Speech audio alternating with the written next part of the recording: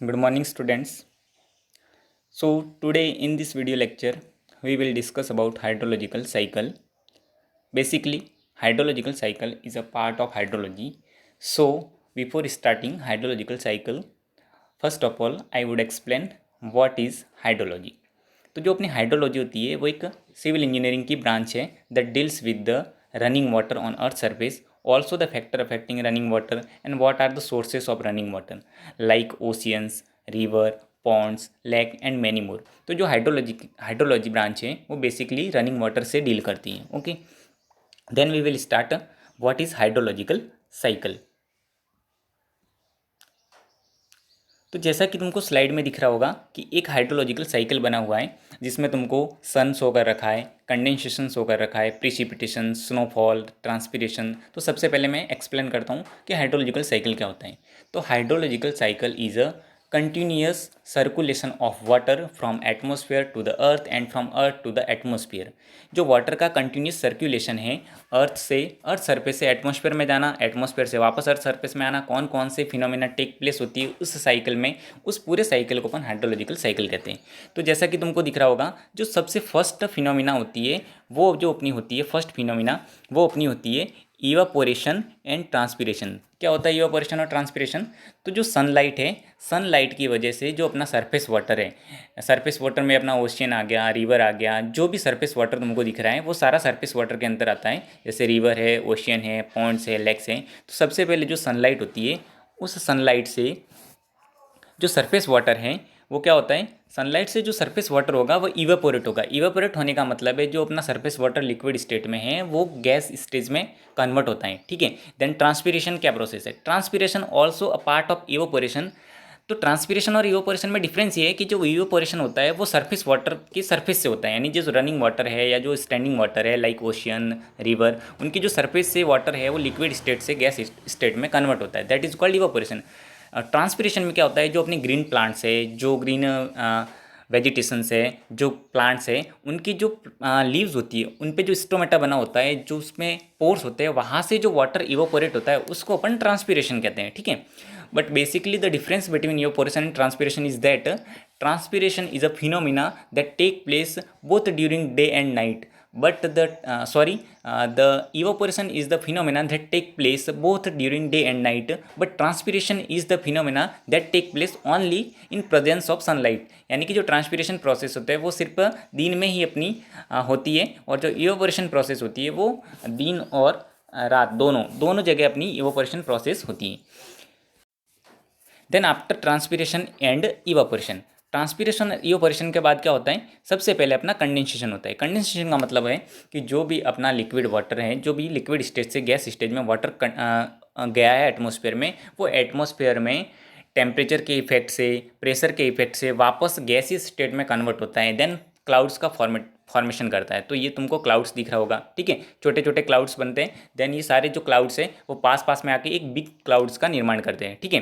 Then ये जो clouds हैं वो हाई प्रेशर जोन से लो प्रेशर जोन की ओर बढ़ेंगे, और जहाँ से माउंटेन बैरियर से जब भी वो वहाँ से पास होंगे तो ड्यू टू माउंटेन बैरियर वो क्या होता है, क्लाउड्स है वो रेनफॉल के रूप में गिरने लगते हैं, जिसको अपन प्रिसिपिटेशन कहते हैं. Then the third phenomena is take place is precipitation. सबसे पहले क्या हुआ, इवेपोरेशन हुआ, देन ट्रांसपिरेशन हुआ, देन प्रिसिपिटेशन होता है.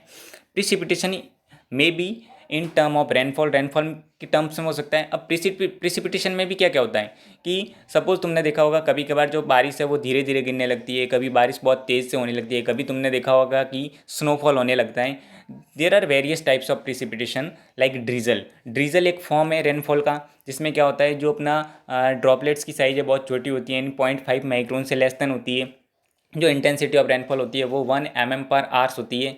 देन उसके बाद जो रेन ड्रॉपलेट्स होती है, ठीक है, जिसको अपन रेनफॉल कहते हैं, उसकी जो साइज़ है 0.5 mm से 8 mm तक की, जो अगर ड्रॉपलेट्स की साइज़ है तो उसको अपन रेनफॉल कहते हैं. देन इंटेंसिटी में be vary from 2.5 mm/h to 8 mm/h. That is वो डिपेंड करता है कि अपनी लाइट रेनफॉल हो रही है, मॉडरेट रेनफॉल हो रही है या हैवी रेनफॉल हो रही है. ठीक है. देन अलग से तुमने कभी कभार देखा होगा कि ओला गिरते हैं. ओले गिरने का मतलब स्नोफॉल हो रहा है. स्नोफॉल होता है उसमें क्या आती है, इसको अपन बेसिकली हेल कहते हैं, HEIL. हेल हेल का मतलब होता है कि वहाँ पे अपना जो ड्रॉपलेट्स की साइज है वो बड़ी हो जाती है. ठीक है. तो ये सारे टाइप्स ऑफ प्रिसिपिटेशन है. देन प्रिसिपिटेशन के बाद क्या होता है, प्रीसिपिटेशन के बाद क्या होता है, जो भी अपना वाटर होगा वो या तो सरफेस रन ऑफ करेगा, ठीक है। जितना वाटर होगा बारिश होने के बाद क्या होगा, सरफेस रन ऑफ करेगा, यानी कि जो वाटर है वो डिफरेंट डिफरेंट्स माध्यम से क्या होगा, डिफरेंट डिफरेंट मीडियम से या तो ओशन में जाएगा या रिवर के थ्रू ओशन में जाएगा, ठीक है, पॉन्ड्स में जाएगा या स्टोर हो जाएगा, कहीं लेक में स्टोर हो जाएगा। जो बाकी बचा हुआ वाटर है वो क्या होगा, वो इस ग्राउंड के अंदर परकोलेट होगा। सपोज दैट ये सॉइल है तो यहाँ पे कुछ वाटर है वो परकोलेट होगा, ठीक है, कुछ वाटर स्टोर हो गया, कुछ वाटर ग्राउंड वाटर टेबल में परकोलेट हो गया। उस परकोलेशन ऑफ वाटर वो कहाँ पे स्टोरेज होगा, वो वाटर टेबल की फॉर्म में अपना वाटर है वो स्टोर होगा। सो ये प्रोसेस है वो कंटिन्यू चलती रहती है। तो क्या होता है कि जो अपना सरफेस रन ऑफ हुआ है वो वापस टेम्परेचर के इफेक्ट में आएगा, विंड के इफेक्ट में आएगा, ह्यूमिडिटी के इफेक्ट में आएगा, वापस उसका इवापोरेशन होगा, ट्रांसपिरेशन होगा, वापस क्लाउड फॉर्मेशन होंगे, और इस तरह से ये जो कंटिन्यूस साइकिल है वो कंटिन्यू चलता रहता है। और इसी को अपन क्या कहते हैं, हाइड्रोलॉजिकल साइकिल। तो बेसिकली इसमें कौन कौन सी फिनोमिना आती है उनको तुमको याद में रखना है, कौन कौन सी टेक्निकल टर्म्स हैं उनको तुमको ध्यान में रखना है। वो टेक्निकल टर्म्स क्या होती है, जैसे कि सबसे पहले सनलाइट के रेस्पेक्ट्स में इवापोरेशन होता है, देन ट्रांसपिरेशन होता है, देन क्या होता है, कंडेंसेशन होता है, देन क्लाउड फॉर्मेशन होता है, क्लाउड फॉर्म हो गई, देन प्रिसिपिटेशन होता है। प्रिसिपिटेशन होने के बाद क्या होता है, जो वाटर है वो या तो सरफेस रन ऑफ करता है या कुछ वाटर ग्राउंड में परकोलेट हो जाता है, ठीक है, इसको परकोलेट वाटर कहते हैं। तो ये सारी जो फिनोमिना है ये हाइड्रोलॉजिकल साइकिल के अंदर आती है। तो दे बेसिकली हाइड्रोलॉजिकल साइकिल है वो continuous circulation of water from atmosphere to the earth and earth to the atmosphere. तो गाइस इस लेक्चर में अपन ने हाइड्रोलॉजिकल साइकिल के स्टडी करी, और जो भी अपनी फिनोमिना है उसको मैं डिटेल्स में नोट्स प्रोवाइड करवा दूंगा। बाकी जो मैंने एक्सप्लेन कर रखा है उसी को मैं नोट्स की फॉर्म में तुमको प्रोवाइड करा दूंगा। देन अब ये जो रेनफॉल हुआ उसको मेज़र कैसे करते हैं, रेनफॉल मेजरमेंट कौन से डिवाइस से करते हैं, कौन कौन सी थ्योरी अप्लाई होती है, कौन कौन से फैक्टर अफेक्ट करते हैं रेनफॉल को, कौन कौन से फैक्टर सरफेस रन ऑफ को अफेक्ट करते हैं, कौन कौन से फैक्टर्स है जो इवेपोरेशन को अफेक्ट करते हैं, इन सब की स्टडी अपन नेक्स्ट लेक्चर में करेंगे। तो इस लेक्चर में अपन ने हाइड्रोलॉजिकल साइकिल की स्टडी करी। नेक्स्ट लेक्चर जो मैं प्रोवाइड कराऊंगा उसमें मैं ये बताऊंगा कि अपन रेनफॉल को मेजर कैसे करते हैं, कौन कौन से इंस्ट्रूमेंट काम में आते हैं जो रेनफॉल को मेजर करते हैं। अगर किसी को कोई भी डाउट है देन कमेंट बॉक्स में कमेंट कर देना, और मैं जो तुम्हारे डाउट्स है वो कमेंट बॉक्स में या तो सॉल्व करवा दूंगा या फिर जूम ऐप के थ्रू सॉल्व करवा दूंगा। Okay guys, so like this video and also share this video among more students, so many students get benefited from this video.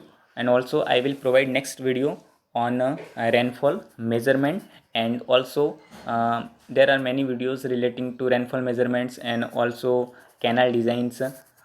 So subscribe this channel for more information about my video. Thank you so much.